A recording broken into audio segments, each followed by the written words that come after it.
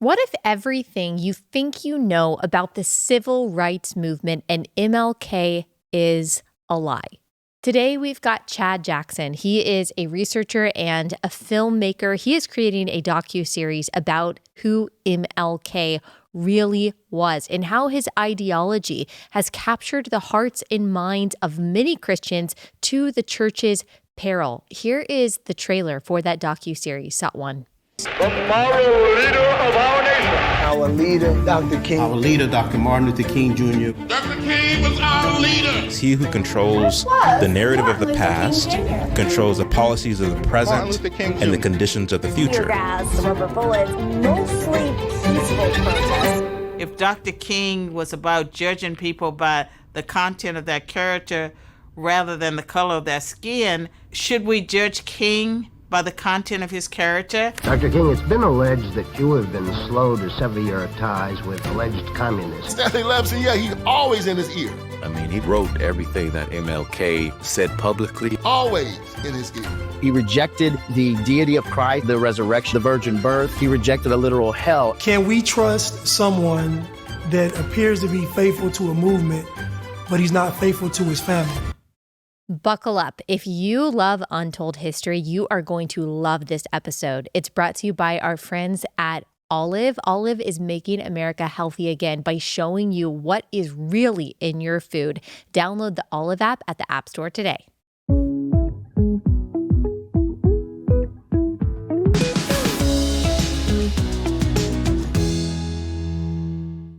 Chad, thanks so much for taking the time to join us. We've already been having an amazing conversation off camera. Maybe we can bring it back for the audience to be able to hear. But please tell everyone who you are and what you do. Yeah, so my name is Chad Jackson. I'm an independent filmmaker, as well as the owner of a small plumbing company. Okay. So that's pretty much it. Just a dad and just a down-to-earth guy, quite frankly. And how did you get the platform that you do? What made you want to start talking about the issues that you talk about? Yeah, so that's a really good question. So in high school, I took film classes. That's actually what I wanted to pursue as a career. Mm-hmm. But after high school, I met my then girlfriend, now wife. And I knew that if I wanted to have a family, then I would have to get a job, a real job. So I pursued the trades and ended up getting a master plumbing license and starting a company. And around the time that I started my company, I was actually very active in Dallas County Republican politics. And I was doing that for a few years. I kind of grew tired of it just because of the fact that I didn't really see it going anywhere. And then two, my plumbing company was really taking off. We were really getting a lot of business. And around this time, Justin Malone, who is a Dallas-based filmmaker, set out to make his film Uncle Tom. Mm-hmm. And he reached out to me because he heard about me through the Dallas County Republican Party. Okay. And at the time, I wasn't really active. And so I reluctantly agreed to sit down with him and be interviewed. And I say reluctantly because I really wasn't sure what they were trying to do, whether they were trying to do a kind of gotcha film about Black conservatives or whatever the case may be. But we sat down, he interviewed me. The interview went really well. He was asking a lot of good questions. We had a really good conversation. And so he took that footage from that interview, flew to LA, and met with Larry Elder. And Larry loved the interview. He wanted to become an executive producer for what would become Uncle Tom, and was able to connect Justin with people like Candace Owens, Alan West, Brandon Tatum, and others. And that's how we ended up getting Uncle Tom, which was released in 2020. And so after the success of that film, they asked me to come back, because I'm an independent researcher as well, and do the research and the producing for what would ultimately become Uncle Tom Part 2, which was released in 2022. So that, I think, is how I kind of got the platform that I have. Okay. And so with that, I was able to take a lot of the research that I'm doing and go out on my own and do my own independent thing as far as making docuseries and videos and things of that nature. So, and you started looking into MLK and the civil rights era when? So I started looking into that in around 2019. Okay. 2019. And why? Well, I think for me, it was kind of a course correction, quite frankly. Having gone to public school learning about Dr. King every January and every Black History Month, learning that he was this great hero, learning that the civil rights movement was a high point for America. I really believe that. I believe that King was the kind of he was the quintessential race unifier, if you will. Mm-hmm. And as I grew up and began to do my own research, because let me rewind just quite a bit. So whenever we were doing the research for Uncle Tom Part 2, we were looking into cultural Marxism, ideological subversion, and Marxist infiltration into the church. We were looking into these things because we knew that there was something there. These are things that I've been researching since high school, but I always separated King from being Marxism a part of that. And all of that. I mean, I knew about the Frankfurt School. I knew about Antonio Gramsci. I knew about cultural Marxism. I knew about people like Angela Davis, who was mentored by Herbert Marcuse, who was of the Frankfurt School. But even though King had proximity to all these people, I always felt the need to separate him from those things because it's a no-brainer. King is a hero. We all believe he's a hero, regardless of if you're on the left or the right of the political spectrum. But the more that we were challenging ourselves in Uncle Tom Part 2 to really kind of get underneath the layers and see what was going on, it just kept coming back. King, King, King. And we had to follow the thread in a truthful way, because it wasn't about being a commercial success. It was more about getting to the bottom of things, really. Yeah. And really what we wanted to do with Uncle Tom Part 2, which was different than Part 1, is where Part 1 was more focused on Black conservatism 101. Part 2 wanted to take the audience deeper, wanted to basically say, come along with us as we reveal real American history as it pertains to Black Americans. And so with King, it was just a big disappointment to find out the things that we ended up finding out about him in terms of the fact that he wasn't a real Christian. He didn't believe in the deity of Christ. He didn't believe in the virgin birth. He didn't believe that Jesus rose from the dead. He didn't believe in the literal existence of heaven and hell. Didn't believe that Jesus is going to come again. He basically didn't believe in the basic fundamental tenets of the Christian faith. And you found this out through his own words, correct? Through his own words, right. I mean, there's 7 volumes, and there's plenty more from where this come from at the Stanford Library. But, you know, his papers, if you read those papers, you'll find that, you know, by his own admission, he rejected the deity of Christ as early as the age 12. He said that he shocked his Sunday school class by rejecting the virgin birth and the resurrection. And he never recanted from that. He never backtracked on that or anything. He always He wrote that as an adult, talking about the fact that when he was 12, he didn't believe those things. That's and correct. as he was writing as an adult, he was saying, and yeah, he was almost proud of that, saying, Yes. wow, I was a revolutionary against Christianity from a very early age. That's absolutely right. That's absolutely right. In fact, he didn't even want to become a pastor. He said he wanted to become a lawyer or a doctor or something like that. But he was talked into becoming a pastor by his family. And the thing about King, which is very interesting, is that he had something like a photographic memory. He was very witty, very charismatic, very charming. And then, too, he had a front row seat to his father, who was a pastor, growing up. And as somebody who was a great mimic, according to those who were closest to him, he can impersonate anyone and sound just like them. Wow. He had a front row seat to his pastor's cadence and the pacing of his preaching and his oratory skills. And King picked up on that quite easily. And so he was convinced to go into the ministry and to go to Crozer Theological Seminary, which by the time King went there already had a lot of Marxist professors. Those who were Marxists and those who were just proponents of the so-called social gospel. And King was able to take that teaching in, make it his own, and it would be the launching pad of his career. Okay, y'all. The other day, Candace Cameron Bure shared about Share the Arrows. She was one of our speakers last year. She did an amazing job, but she was also there all day listening to the teaching and worshiping alongside all of you. And she said something about this conference that I loved. She said, this conference is not for the faint of heart. And man, that is true. This is not the conference for women who want to be coddled.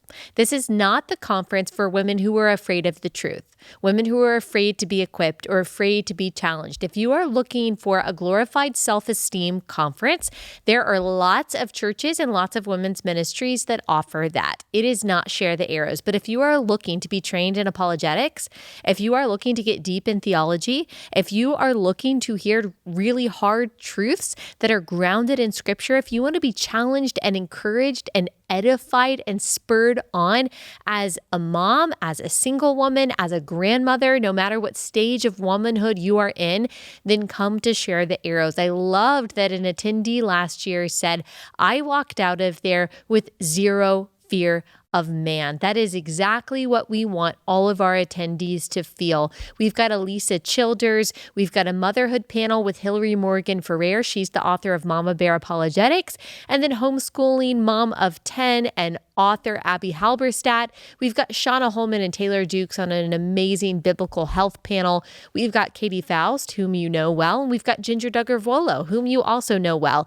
Francesca Battistelli is back with us this year, Grammy Award-winning artist, to lead us in worship. And this year is brought to you by our friends at Good Ranchers. So go to sharethearrows.com. Get your tickets today, VIP tickets. That includes getting to meet me, meet the speakers, have dinner with us the night before. You get to see their relatable set.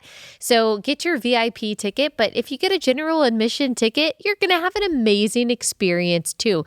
Just go to sharethearrows.com. And if you are coming by yourself, be on the lookout for a link that we will be sharing. In fact, we'll put it in the description of this episode to join our Facebook group. That's sharethearrows.com. All right, before we get back into that amazing conversation, let me tell you about Good Ranchers. Y'all, I love Good Ranchers so much. Corley last year was at Share the Arrows, and I just wanted her to share her testimony on stage, to share her cancer story and how God was faithful in that. And that's how you know that Good Ranchers, they're really the real deal, because they are sharing the gospel. They are sharing their faith. They are totally unapologetic about loving this country. And that is one of the many reasons to get your meat from Good Ranchers. Also, you're going to be getting high quality meat only from American farms and ranches, shipped to your front door on dry ice. We love their seed oil free chicken nuggets, their chicken breasts, their fillets, their ground beef. We eat it all in the Stuckey home every single night. Go to goodranchers.com/Allie. Use code Allie for $40 off your order. That's goodranchers.com/Allie, code Allie.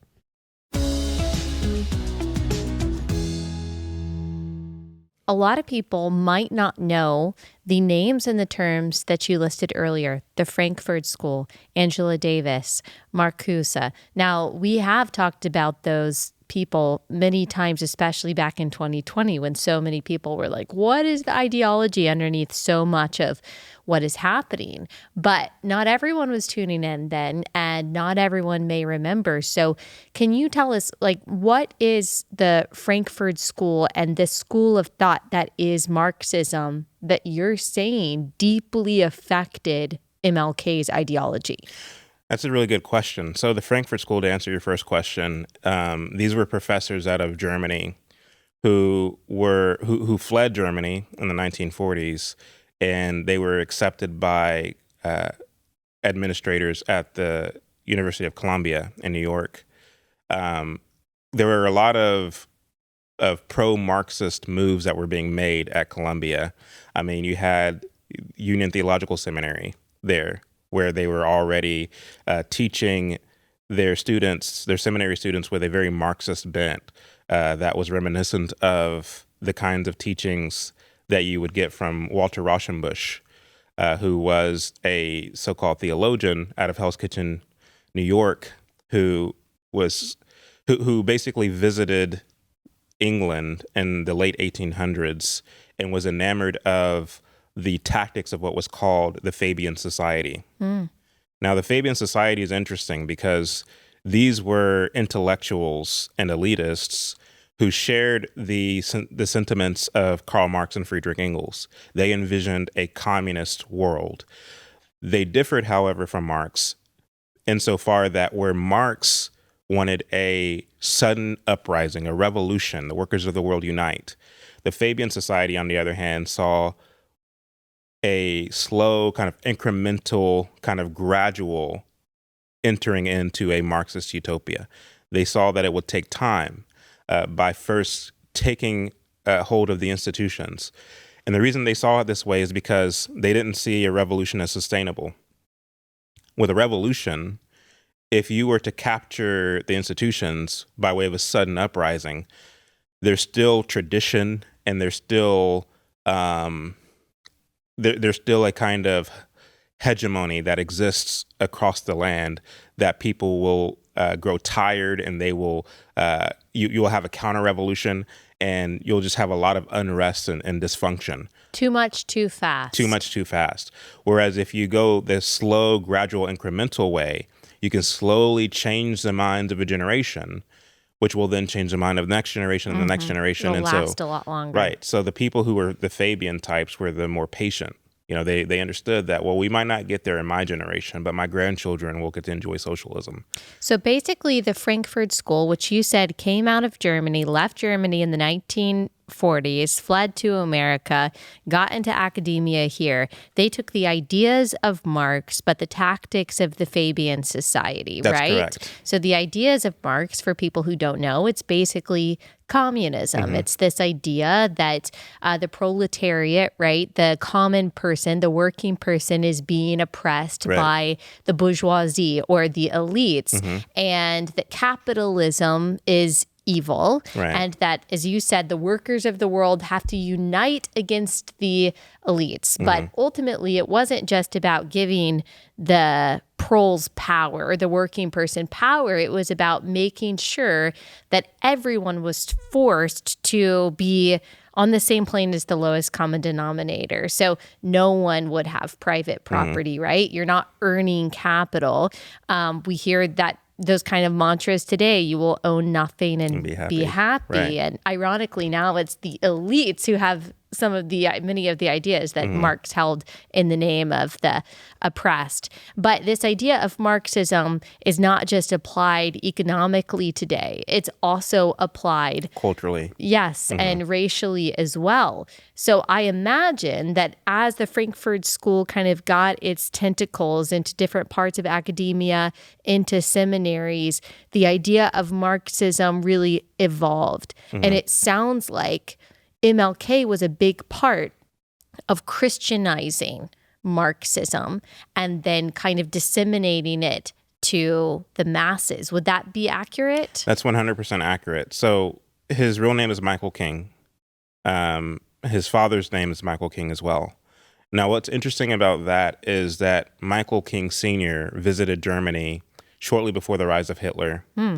And he was enamored of the story that he learned while in Germany of the 16th century theologian Martin Luther. In the same way that Marx was enamored of Martin Luther. A lot of people don't know this. What intrigued him about Martin Luther is that here's a man who revolutionized the church. He took authority from the Catholic order and he vested that authority into the common man by way of the Reformation. And it's interesting, people should look at the writings of Karl Marx as it relates to Martin Luther. And Karl Marx said, and I'm going to butcher this, but he said something to the effect of, we are going to do the same thing as Martin Luther, only our revolution won't stop at the doors of church estates, like our agenda to secularize everything. And so Michael King Sr. would come later, and he would be enamored of Martin Luther in the same way. And he would come back to the United States and change his name to Martin Luther King, because he saw himself as the American version of Martin Luther, and he wanted to revolutionize the American church into accepting the social gospel. And so he changed his name to Martin Luther King Sr. and his son's name to Martin Luther King Jr., but it would actually be his son who would go on to do exactly what you said. Interesting. In terms of using the church as a kind of hub for the dissemination of Marxist ideology. Yeah. And I just want to say, as a Protestant, that I don't think the argument that you're making is that Martin Luther, the reformer, was doing something inherently wrong or evil in his Reformation. I would say that this is so much of what Satan does, is that he takes what a movement that God put forth and something that the Holy Spirit is doing and creates a counterfeit and creates a satanic movement that might mirror it in some ways, but ultimately has destructive ends. And it sounds like you're saying that that's what happened here with MLK and his son. Right. So, yeah, it was definitely a bastardization of what Martin Luther did. I think what Martin Luther did was a good thing. I think Reformation was a needed thing. But the blueprint, it all comes down to what Michael King Sr. and Karl Marx interpreted as a blueprint for their own kind of revolution, as if you will. Next sponsor is Field of Greens. Okay, if you're anything like me, it's easy for you to make sure that you are getting your protein in by eating really good meat.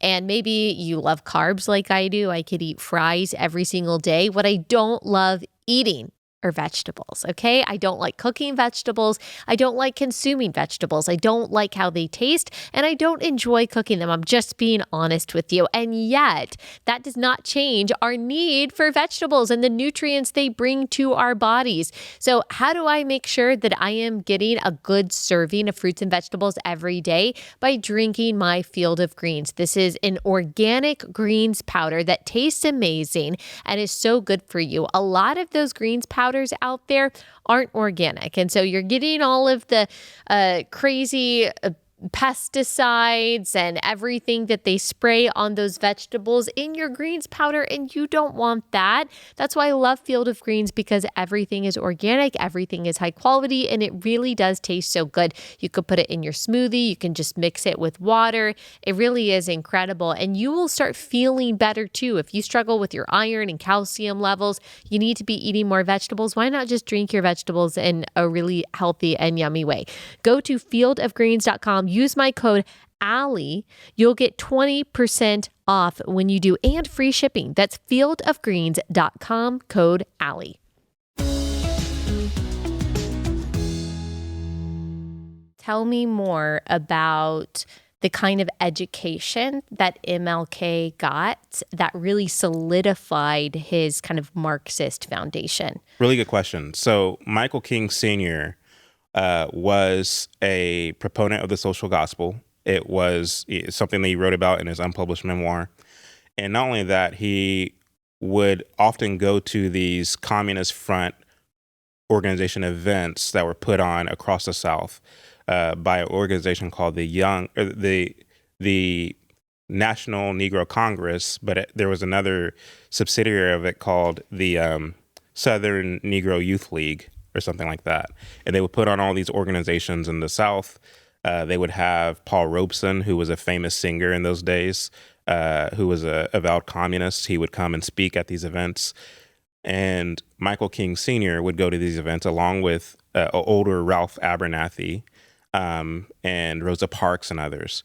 And so am I saying that Michael King Sr. was a communist? Not really. I'm just saying that he was intrigued by a lot of the rhetoric that was being disseminated in those days, some of which he was preaching in his very own church, which Martin Luther King had a front row access to. And sorry, but remind everyone what the social gospel is. So the social gospel, which was popularized by Walter Rauschenbusch, is placing the onus on the state or the government to bring about equity by way of legislation and policies. It's using tax dollars to feed the poor and to build houses and to take care of the marginalized. That's where the emphasis is placed on with the social gospel, just put in a very elementary way. But also it is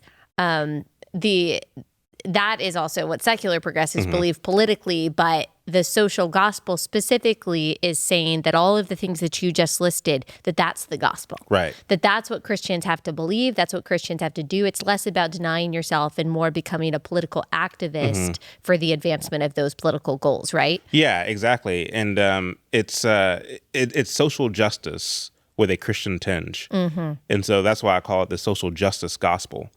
Because it's this, when you look at at social justice and the fact that a lot of secular activists push it in the church, the black church, many black churches, it's probably not fair to say the church, but in a lot of black churches, they push the so-called social gospel. There's really no difference between social justice and the social gospel. Right. The only difference is that one of them is in the church and one of them isn't. And so that's why, I synthesize them by calling them the social justice gospel. But the reality of it is exactly what you just said. It's this idea of God came not to save individual souls, but rather he came to bring utopia on earth by way of politics. And so you have a lot of pastors, so-called pastors like Raphael Warnock, there's too many to name, but I was going to name William Barber. But you have all these so-called pastors who use the pulpit to stump for political causes, more so than to call people to repent and to put their faith in Christ and to follow him. When you listen to someone like Raphael Warnock, for example, he never actually mentions the Bible without attaching it to some policy right now that's on the docket. The same is true of Martin Luther King. I listen to every second of every minute of every hour of every Martin Luther King sermon that's in existence, and never once does he actually preach the gospel and call people to repentance. Because he probably did not believe in it. Right, exactly. And so Michael King Sr. was a proponent of the social gospel. King himself was enamored of this Marxist idea, as he writes about in his own papers. And so whenever he goes to Crozer Theological Seminary, what he learned there, as well as at Boston University, is how to, in a sense, mask his Marxism through Hegelian dialectics. And what's that?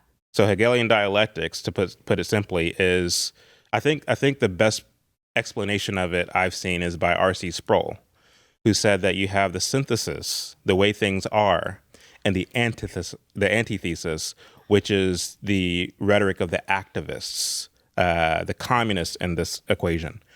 And so what King was doing was taking the thesis, the way things are, the way America was, and the antithesis, communist rhetoric, and then you have the synthesis. You kind of solve the problem of those two tensions by kind of coming up with this way of acknowledging you're right about this and you're right about that, and let's try to find a way to compromise and bring these ideas together in a way. Wow. So that's Hegelian dialectics in a very basic way.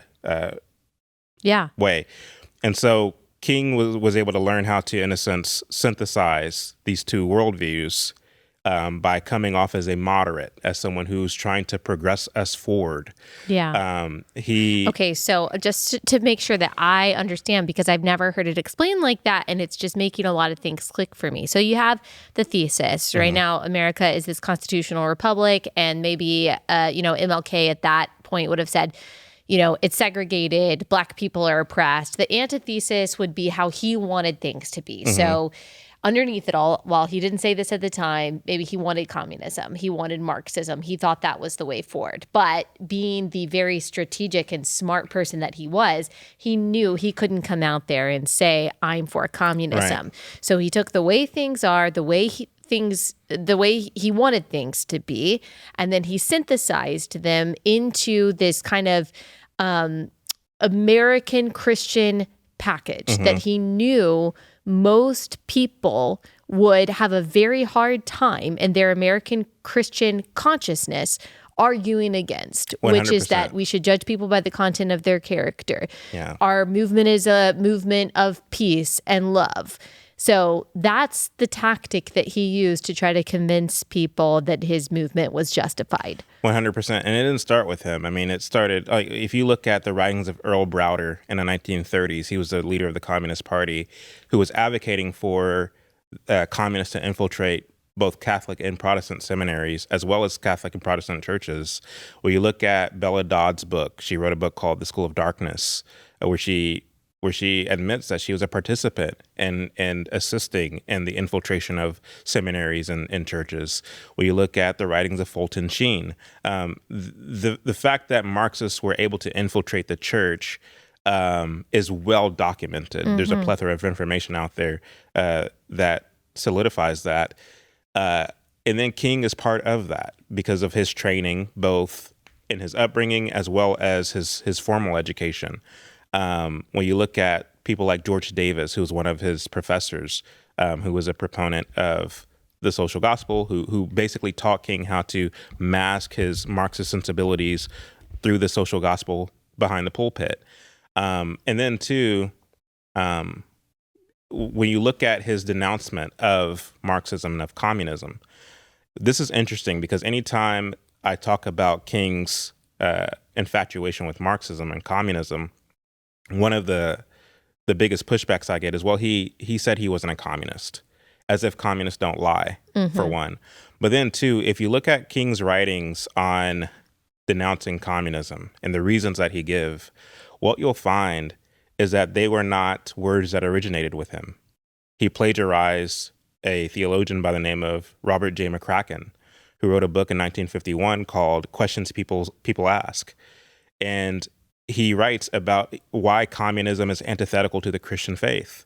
And so rather than King coming up with his own idea of why he rejects communism, he simply plagiarized and lifted verbiage from Robert J. McCracken, which begs the question, at least for me, why not give your own words as to why, if you detest communism so much, why not use your own words to say so? Yeah. Why plagiarize someone else to explain it? And the reason why he would do that is because Marxists are utilitarian. And what this means is lying is just a tool in the bucket for them to... Yeah. That's why we couldn't trust anything China said during COVID. Exactly. They don't have the same ideas about integrity or honesty for the sake of honesty. It's more, what is going to get me to the goal that I want? Right. And I think the nail in the coffin on it is when you look at all the times King was asked, well, are there communists in your movement? He would always say no, which was interesting because his number one handler was a man by the name of Stanley Levison, who was a financier for the communists here in America. You look at a lot of his speechwriters, including Bayard Rustin, including Clarence Jones, Ella Baker, and others, all of whom were either Marxist or were part of the Communist Party at some degree and at some point, including James Baldwin, who admitted in a interview with Nikki Giovanni that he was part of the Communist Party when he was 19 and 20 years old. Not only that, when you look at the Southern Christian Leadership Conference, which was the organization that King was the president of, this was started with the advice of Stanley Levison.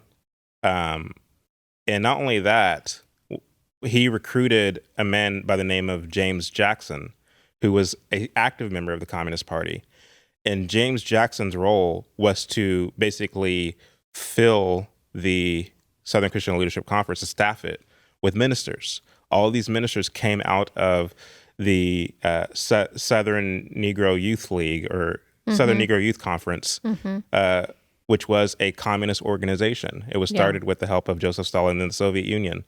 And so King knew all of these things. Like, he knew that there was a direct line of communication between the Southern Christian Leadership Conference and the Soviet Union. But he denied having anything to do with communism when the press would ask him about it. The idea, once again, was to come off as someone who's moderate, someone who's just a minister, who's tired of being oppressed and mistreated by white Southerners, and to influence the passing of legislation that would stand to expand the role of the federal government at the expense of states' rights.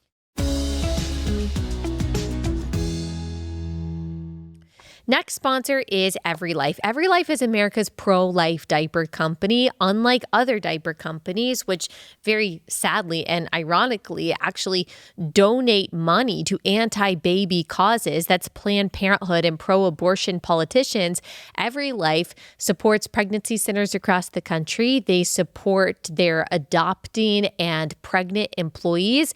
They are pro-family, pro-baby, pro-life, and they make incredible products. We use EveryLife diapers in our home, have for as long as EveryLife has been around. And y'all, I've tried pretty much every competitor out there. Nothing works as effectively as EveryLife.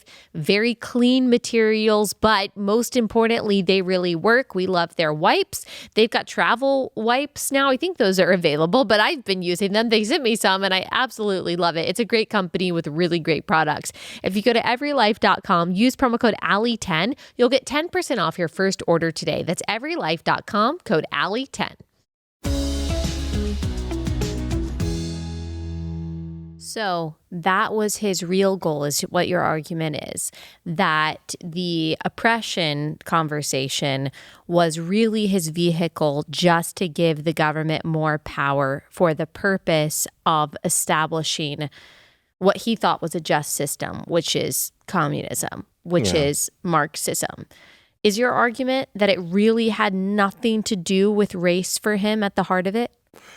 It didn't have anything to do with race. It had everything to do with the expansion of, it had everything to do with the ushering in of Marxist ideology into the United States. This is a very complex thing, but I'll try my best to explain it. So when it comes to the civil rights movement was not this organic grassroots thing that started. It was started by the federal government, dating as far back as the Reconstruction era, shortly after the war between the states. You had something called carpetbaggers and scallywags that were really kind of imposing on the South, treating Southerners not like co-equal sovereign citizens, but rather as conquered people in a conquered territory. And you had these radicals that were in Congress, many of whom were actually pen pals with Marx and Engels, that were really kind of imposing and trying to expand and broaden government authority, federal government authority on the South. So that's phase one of the civil rights movement. Engels, for those who don't know, is another communist from abroad. Right. And so this is during the 1800s. Again, for those who don't know, this is, this is when Marx was coming to prominence. And there was a lot happening in the world in the Industrial Revolution that made Marx's and Engels' ideas popular, because I mean there was a lot of stomping the worker at the time, no workers' rights and things like that, especially in Europe. And so not a justification for Marx, but you could see why he became popular at the time. So you're saying Marx and Engels had a direct relationship with some members of Congress that were representing some northern states in America who were treating the South after the Civil War as conquered people. Can you give me some examples of that? Because I've never heard that before. Yeah, so many of the white Southerners were disenfranchised on the one hand, while a lot of the Negro citizens were enfranchised. And this is where you get a lot of black representatives in Congress as a result of who could and couldn't vote. When you look at some of the amendments of the Constitution, a lot of them were pushed through very nefarious means, first and foremost by disenfranchising white Southerners as, treasonous traitors and things of this nature. There's a whole bevy of rules and regulations and policies that were being pushed and being motivated by what they called radical Republicans in Congress. And this for me is, not to get too sidetracked, is why it's one of the many reasons why I'm a nonpartisan. Because the fact of the matter is, when you look into history and you see that Republicans were the ones who were infiltrated by the Marxists in the 1800s. By the time you get into the 1900s, it actually became the Democrats who were infiltrated by the communists. I mean, if you look at Robert La Follette, he was a senator. He was basically the 20th century version of Bernie Sanders, but he was a Republican. And so the parties, they kind of go through these ebbs and flows. And for me, it's not a question of whether the party switched. It's more a question of to what degree was this party or that party infiltrated by these nefarious forces. Okay, So, I have a question. Maybe it'll lead us in a radical direction, or maybe not. So Republicans in the 1800s are also, led by Lincoln, are the party of the abolition of slavery, right? Are you saying like Marxism had any effect on the abolition of slavery in the United States, or no? Well, it's a mixed bag. You had genuine Protestant Christians Yeah. who were influenced by Wilberforce and So these were men who I think were noble in their pursuits, who wanted for the abolition of slavery. But you also had individuals whose agenda was not as noble. There's a book called Letters to Americans. And in this book, what it basically is correspondence between Marx and Engels and American congressmen and war generals, where you have Marx and Engels trying to coach these generals on how best to get in on the South and how best to get them to bend to your will and things of this nature. And they're literally talking about getting a foothold in America, Marx and Engels. And when it comes to Abraham Lincoln was infatuated by Karl Marx. Infatuated may be... I did not know this. Sorry? I did not know this. Yeah. This is new information. Infatuated may be a strong word, but he took a liking to some of the writings of Karl Marx. Because you have to understand, Karl Marx was writing for the New York Daily Tribune, an American newspaper. And Lincoln would routinely read his articles. And when you look at people like Thaddeus Stevens and others who were in Congress, they too were enamored of some of the things that Marx was writing. And so am I saying that this push for abolition was led by the Marxists?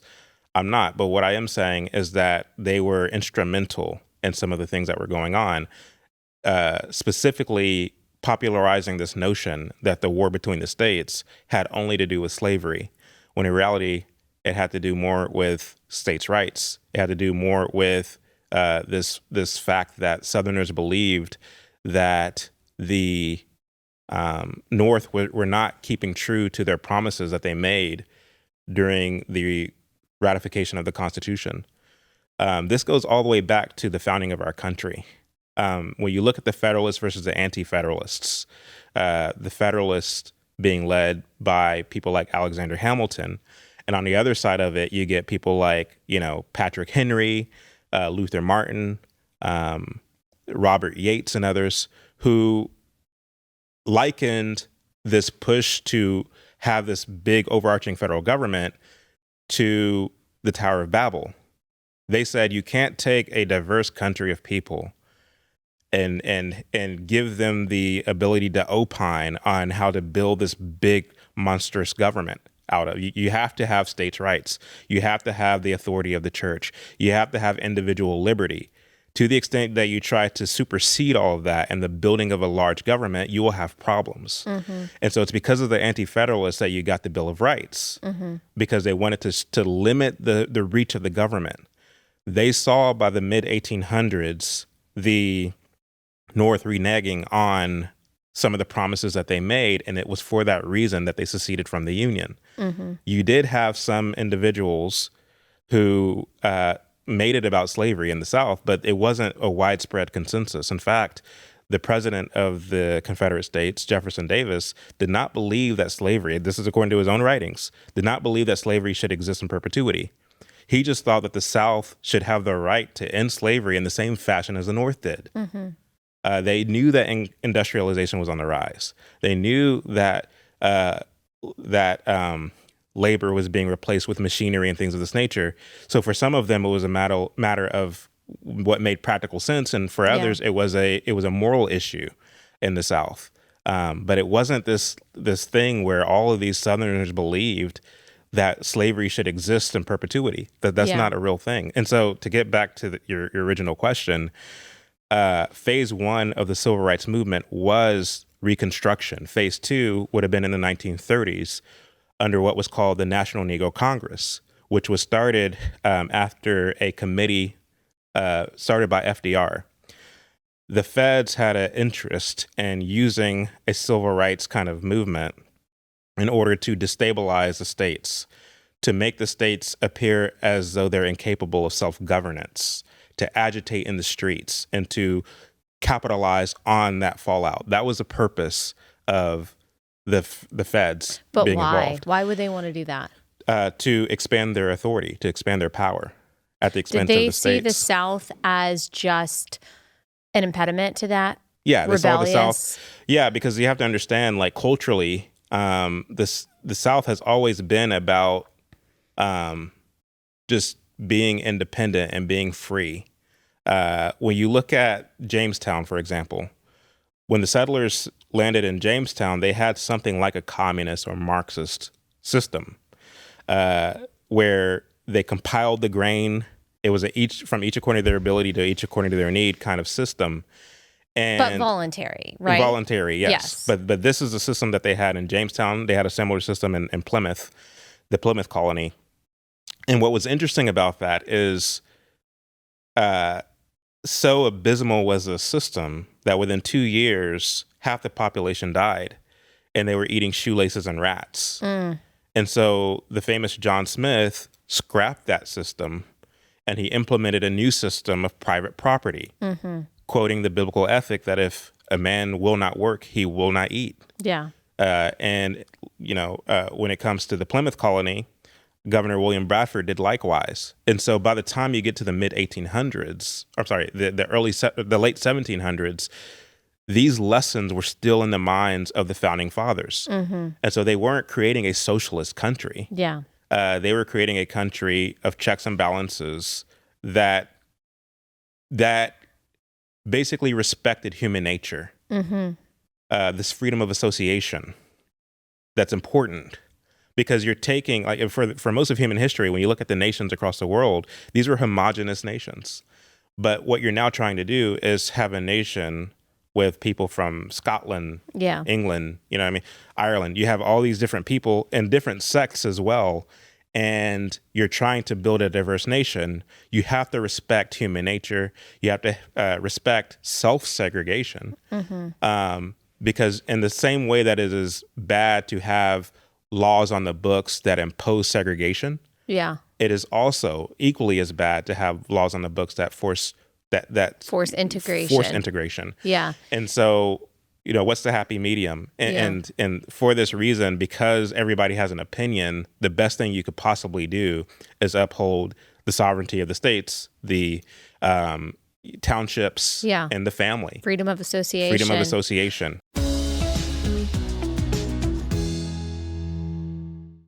Okay, y'all, you've heard of mom brain. And mom brain means that you are thinking of so many things. Like your brain, your energy is so occupied by all of the tasks and responsibilities that you have that sometimes you're like, oh my gosh, am I losing it? My memory is fading. I don't feel as smart as I used to. Well, the truth is we really do have to exercise our brain just like any other muscle. It's important to make sure that you are continuing to read, that you're continuing to learn, and Hillsdale College makes that really easy. Unlike other universities across the country that are basically just communist propaganda indoctrination institutions, Hillsdale actually cares about the truth. They actually care about critical thinking. They actually care that their students know about the true foundations of America, the beauty of the Constitution. They help cultivate a biblical worldview in their students. And so this is not just for the high schoolers that are graduating and looking for an awesome university. This is for people like you and me who just want to make sure that we are growing in knowledge and wisdom. They offer all of these amazing courses, and so many of them are free. 40 Hillsdale courses that you can access online are free, from classes on the Federalist Papers, the rise and fall of the Roman Empire, C.S. Lewis. I love C.S. Lewis, so that's fascinating. And all you have to do is go to hillsdale.edu/relatable to enroll. There's no cost, and it's super easy to get started. Just go to hillsdale.edu/relatable.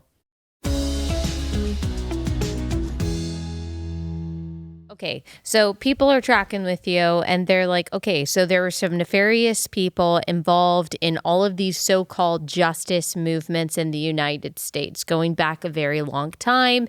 And it really had to do for some people, not everyone, but some people with the consolidation of the power of the federal government in the aim of equity. So the same social justice goals that we have today, everyone has to be equal, same amount of property, same amount of stuff.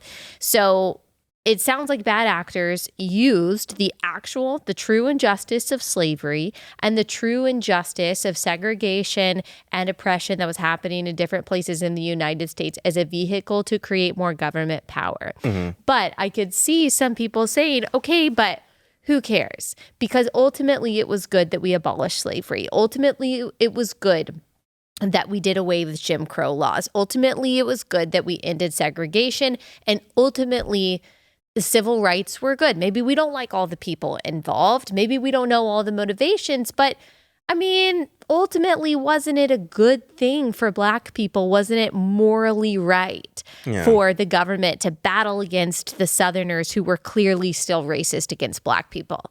You asked really good questions. So that is a really good question. So, and I'll answer it. But first, I think just to finish the thought about the whole government interest in civil rights, you had both the feds and you had the communists who were interested in the civil rights movement. Under FDR, you had the starting of the National Negro Congress, which would later become the civil rights movement of the 1960s, led by Dr. King. When it was the National Negro Congress, it was led by A. Philip Randolph, who was a labor activist. And it was started with the help of the Soviet Union, of Joseph Stalin and the Soviet Union. So you had the feds and you had the Soviet Union who had an interest in starting the National Negro Congress. And you had little kind of brother and sister organizations that were scattered throughout the North and the South, which was doing a lot of agitative things all across the country, again, in order to bring attention to what it was they were trying to do in terms of expanding the role of the government. Because by the time you have centralized power, you're nice and primed for communist agenda and communist takeover. So you had some tension between the feds and the communists, namely in terms of who should lead this movement, which we'll probably get to later on. But when it comes to Blacks in America, Thomas Sowell writes extensively about this. When you look at the work of people like Roland G. Fryer, mm-hmm. And others, they all cover this very extensively. Where you have this kind of upward trajectory, this trending upward of Blacks in America as it relates to family formation, entrepreneurship, home ownership, the whole nine, from the end of slavery till the 1950s, irrespective of Jim Crow and a lot of these Black Codes laws that were on the books. And not only that, to the extent that you had a lot of these laws that were on the books and these regulations and ordinances, they were being repealed at the local and private level well before King ever even came onto the scene. This is called Reformation. Mm-hmm. And Reformation works, as I said earlier, because it's sustainable. Through the reformative process, you have character building at work. And that character building is what sustains the new kind of order of things. And that was already happening before the big civil rights movement of the 50s and 60s, you're saying. Exactly. And so I think it's simply wrong to credit King or the Civil Rights Act of 1964 for the ending of Jim Crow. Yeah. Jim Crow was already falling off the books as a result of this kind of plan that was put into action by the likes of Booker T. Washington. Yeah. And you're kind of saying a similar, I don't want to go back to slavery because we're going back and forth and I want to keep moving forward with the civil rights, but it's a similar argument, it seems like, to what you're making about slavery, that, look, slavery was already on its way to becoming irrelevant at the time because of industrialization and maybe also the moral revolution happening in the hearts of men. Right. And so it sounds like you're saying in both instances, while there might have been good people in both movements, some people use it as a power grab to disenfranchise the South. 100%. And it's a very exploitative thing. And not only that, when it comes to a lot of the grievances that necessitated the civil rights movement in a lot of people's minds. Some of them were genuine, many of them were genuine, but a lot of them were also hoaxes. Like what? For example, are you familiar with Carl Braden? Mm-mm. So Carl Braden was an activist. He was a white Jewish kind of activist who was very into the civil rights movement, into like a lot of agitative things that was going on. He and his wife, Ann Braden, bought a house in Kentucky, Louisville, Kentucky, for a Negro Party member, and then drew attention to the fact that a Negro just moved into this all-white neighborhood. And then shortly thereafter, the house gets bombed. And everybody believes that Carl Braden was the one who ignited the bomb. And so he gets arrested and he gets convicted for sedition or something like that. And what was interesting is he would later go on to work alongside Dr. Martin Luther King in the civil rights movement. And what's interesting about that is that throughout the civil rights movement under King's leadership, you had all these church bombings that were going on and these house bombings. And as it turns out, a lot of these church bombings were actual Negro ministers who were bombing their own churches. And you're saying that's what that Braden person did, that it seems that he bombed the house that he bought for this black member of the Negro Congress. Well, so he was right? He was just a local party member. Local party member. So he did that to make it seem like white supremacy. Yeah, like white supremacy. And that, I mean, there's a lot of questions to ask about different instances that we've seen. Yeah, the idea is to basically embarrass America as being this kind of hotbed for racism and dysfunction. Embarrass white people, embarrass the South. Embarrass the South, right. So that the public will cry out for federal action. Will cry out for something to be done about this injustice. And there were some things that were happening that were real injustices. There was real race tension going on in some respects. I mean, I would say Emmett Till is an example of something that was completely heinous that took place. But there was also a lot of stuff that was concocted and manufactured. Yeah. When you look at the Second Congress of the Communist International, 1921, there was a white journalist by the name of John Reed, and he was a delegate to the Communist Convention there in Moscow. And what was interesting is they were trying to figure out the best way to infiltrate Marxism into the United States. And John Reed got up and said, the Negro is the way to infiltrate Marxism into the United States.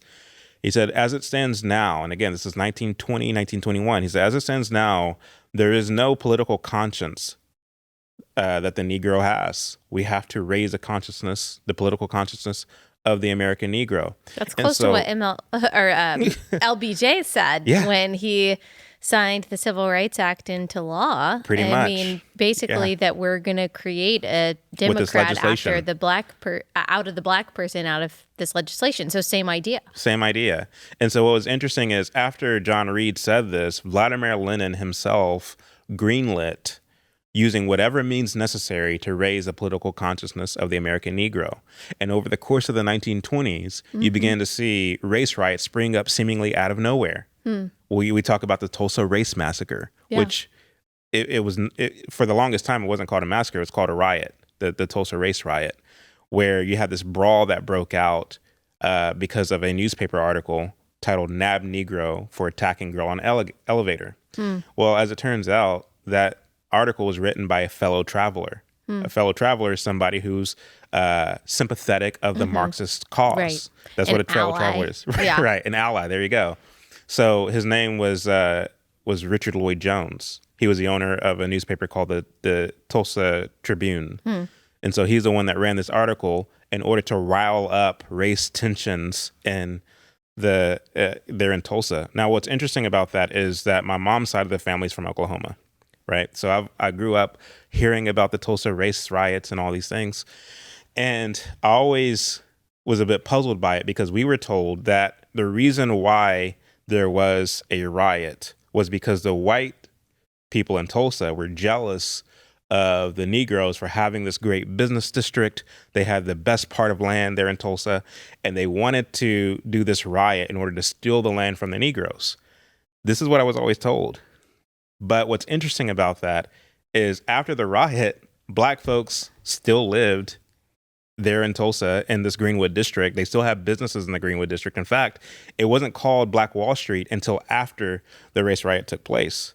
And in fact, if you look at video footage, archival video footage that was shot by Sir Solomon Jones, and you look at the movie boards or the word boards before the footage, you see Tulsa, Oklahoma, 1923, Tulsa, Oklahoma, 1925, the Greenwood district. You see Blacks conducting business as usual. You see these very beautifully constructed houses and businesses and things of this nature. And in fact, I looked into this myself. White people actually assisted in helping Blacks build this community back up. And so my question was, if it's true that whites were so jealous and they wanted to take this land, why didn't they seize upon the opportunity to do that in 1921 after everything happened?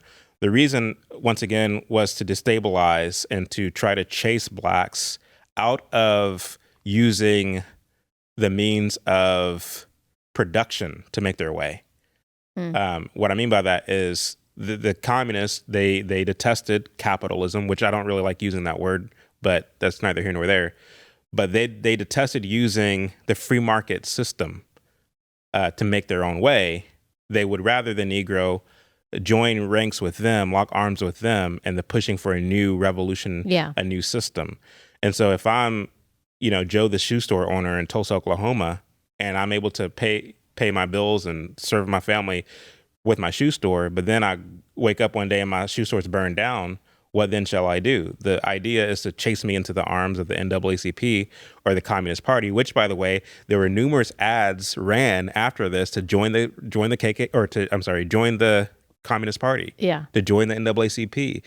You'll have a fighter on your side. You'll have somebody in your corner to help against white supremacy and racism and all the things. But really, when you look at the footage, you see whites and Blacks really getting along. You know what I mean? But at the same time, you did have a lot of sensationalism in those days, specifically of Blacks who were being accused of raping white women and things of this nature. And so because of this, you had this agenda to invoke reactionaryism in whites to keep race tensions alive, to keep race wounds open, when the reality is these tensions were already being healed well before the MLK. 1920s, whenever, and MLK when these things happened. Exploiting people's empathy for progressive means. Last sponsor for the day is Preborn. If you want to be a part of the pro-life movement, if you want to put your money where your heart is, if you want to not only support babies in word, but also in deed, then you should partner with Preborn. Preborn supplies pro-life pregnancy centers with the tools, with the resources they need to serve pregnant moms in crisis. For example, they give to these pregnancy centers the sonogram equipment that is necessary for these pregnancy centers to give the life-saving ultrasounds to these women. We know that when a woman sees and hears her baby on that sonogram screen, she is so much more likely to choose life. So if you want to help save lives, then donate what you can to Preborn today. $28 covers the cost of a free ultrasound for a pregnant woman in crisis, but whatever you can donate, if you can donate $2.80, if you can donate $280 or $2,800, whatever you can do, give your best gift to Preborn today. Go to preborn.com/Allie, make that donation, rescue the next generation. That's preborn.com/Allie.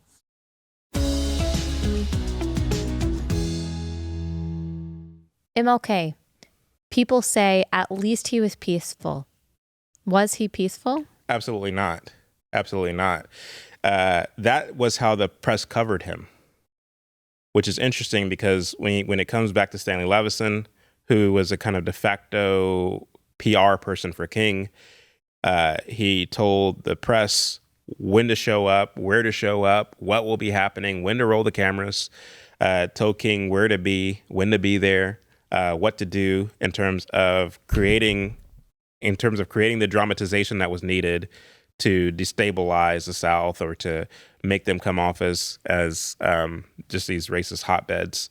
And what was interesting about that too is they would strategically pick the places where they would demonstrate. It wasn't as if like racism was widespread in the South. They specifically chose places because they understood that they had a better chance of getting things captured on camera versus just going any old where in the South. They specifically chose Birmingham. They specifically chose Montgomery. They specifically chose these places because they knew the kind of picturesque imagery that they would get, which is interesting because when you look at Birmingham and Montgomery, there was communist activity going on as early as the 1910s. This is documented in Robert G. Kelly's book, Hammer and Hoe, who documents, I mean, he's a leftist, he's a Marxist, but even he admits in this book, Hammer and Hoe, that, yeah, communist activity was going on. And that's important to note because there was this long kind of standing Hatfield and McCoy-esque, like tit for tat kind of friction that was going on in these places. Yeah. So by the time you get to the 1960s, it appears as though, oh, they just hate Negroes. It wasn't that at all. It was, we don't like communists, and a bunch of these Negroes are communists. And so that's really what it was. There's a lot of backstory that the media just ignores. Yeah. And so when it comes to King and your question as to whether he was a peaceful man or not, he went around saying that he was nonviolent, but he would rely on violence to push his movement forward. An example of this, this, all communists do. Right, that's all they do. An example of this is that they went into Birmingham, Alabama, and they were kind of traversing the country, the South, trying to pull this off in other counties and other towns, but they were unsuccessful in doing it. But they wanted to get the kids out of school and get images of dogs and hoses being turned on kids. They tried to do this in Albany, Georgia, but they were unsuccessful because the police chief there in Albany knew what they were up to. He studied their tactics. He studied their what they were doing. And he said, look, King and his contingent, they're going to come into Albany and they're going to try to do their demonstrating and all this. And we're going to have to arrest them because they're not pulling permits. They're not going through the proper means to do their demonstrations. In this country, we have a First Amendment right to freedom of speech. However, we are also a country of law and order. We still have to control for traffic, for noise, and all the things. So you have to pull a permit to make sure that you have protection to do your demonstration. We're not going to infringe on your right to free speech. But King's contingent, they didn't pull the permits. They didn't go through the proper channels because they wanted to invite violence against themselves to get it caught on camera. It's the same thing that BLM happens. Exactly. I mean, it does today. Exactly. Yeah. So they went into Albany. The police chief knew what they were doing. So what he did was he said, once these jails fill up, we have no choice but to use means to disperse the crowd, which includes the dogs, which includes the hoses. We don't want to do that. So what we're going to do is we're going to go to the neighboring towns, let them know that King's coming in, and ask them to make space in their jails. So once our jail is full to capacity, we can start sending them to the other jails. Yeah. So do it as quietly and as peacefully as possible to not give them those, photo opportunities. Exactly, those photo ops. And so they were unsuccessful in Albany, and so they went to Birmingham. Apparently, Bull Connor didn't get the message. Yeah. Because once those jails filled up, they had to turn the dogs and the hoses. And when that happened... And that's where we got all the iconic there pictures. Were the iconic pictures and images. And it worked like a charm. Yeah. Shortly thereafter, John F. Kennedy, who had already had civil rights legislation ready to go, the reason why he didn't introduce it was because there was a debate going on in Congress over states' rights versus federal authority. And this debate that was being had was a robust debate where there was weight on both sides. And so once this Children's March thing happened, and once the pictures spread not only all over the country, but all over the world, it made those who were arguing for states' rights look like a joke, quite frankly. Like, how do you not get behind this legislation now? And so once he introduced that legislation, it was it from there. Yeah. And there was a lot of negativity that came out of that legislation. And of course, when LBJ got in there, he was even kind of more ripe for the taking, I would say, because he just kind of had these proclivities already. Yeah. And we don't have time to get into MLJ. I really only have time for one more question. We played the trailer for your docuseries at the beginning in the introduction. And Carol Swain said that if MLK believed that we should judge people by the content of their character and not the color of their skin, can we judge MLK by the content of his character? What was the content of MLK's character? Actually, very sad. I mean, the Bible gives us very clear instructions on who is fit to be a leader, and King didn't fit that at all. He wasn't faithful to his wife. In fact, most cities that he went into, he would sleep with some woman that wasn't his wife. He was a participant in many orgies. He was a compulsive liar. He would often lie about his involvement with communism, or the thing about King is it's interesting because whenever we set out to make this docuseries, we made it a point not to touch any of that. We didn't want to touch any of the philandering. We didn't want to touch any of the orgies or anything else that he was involved in. We wanted to focus on the communism. We wanted to focus on the fact that he didn't believe the gospel, because we didn't want the docuseries to be dismissed as just another sensational piece, another clickbait thing. But the reality of it is, what Carol Swain said is just absolutely true. You have to touch on this aspect of who he was, because it begs the question of, is this somebody who fits the moniker of the moral leader of the 20th century? Well, if you have evangelicals creating conferences after him called the MLK 50 conference, then I do think it is justified to say, okay, we are Christians naming conferences after a person. Maybe we should ask if this person was a Christian. Right. And the Bible says to test every spirit to see if it's of God. And we did a very poor job of that with Martin Luther King. We just did. Yeah. We just did. I mean, and it was right there in front of our faces. Because it's unpopular. You know, there's almost no incentive to question MLK, especially as a white Southern person, because the accusation you're going to get. Yeah. But do you think, and we really do have to wrap, but do you think that now, after 2020, after BLM has been exposed as a scam, after the race Marxism that was, attempted to be pushed during that time has kind of fallen flat? I think a lot of people have woken up. Do you think more people are willing to examine the civil rights era in MLK? I think more people are willing. I mean, when I look at my own platform and I look at the emails that I get on a daily basis, a lot of people are waking up. A lot of people are being reminded of things that were told to them by their parents and grandparents when they were kids concerning King. A lot of people from communist countries are emailing me saying, everything that you're saying reminds me of this politician in Cuba, or that politician in this country or that country. And I think more people are receptive. And what's interesting about all this, Allie, is that one of the biggest questions I get, in fact, I got this question from a chapter leader for a Turning Point USA organization not that long ago, who said, if more and more people come to terms with what you're saying about King and the civil rights movement, what then will we do? Because King is the only person who unifies the left and the right. If not for him, then we're going to be at each other's throat, and we're going to.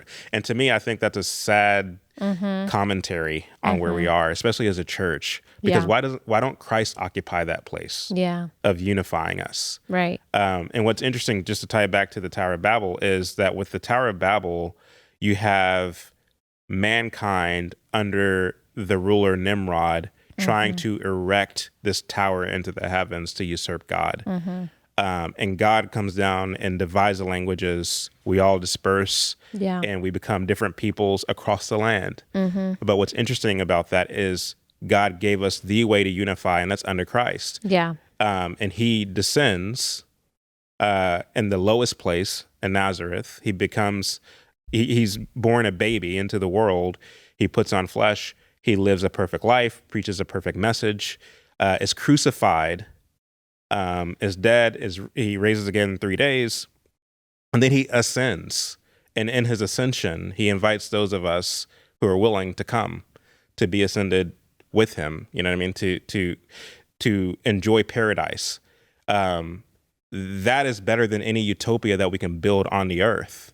And what King is doing, what Stalin is doing, what Lenin is doing, what we're trying to do through the political process is build a heaven on earth. We're trying to build our Tower of Babel 2.0, and it won't work. And so I think it's for that reason that we begin to take people like King off this pedestal, not for the purpose of just being a truther per se, but for the purpose of edifying Christ, who is the only person I think who occupies that place. Yeah, that's rightly. really good. And where can people go to watch the docuseries? It's not out yet, but where can they go to support you too? ChadOJackson.com. Okay, ChadOJackson.com. Thank you, Chad, so much for taking the time. Appreciate it.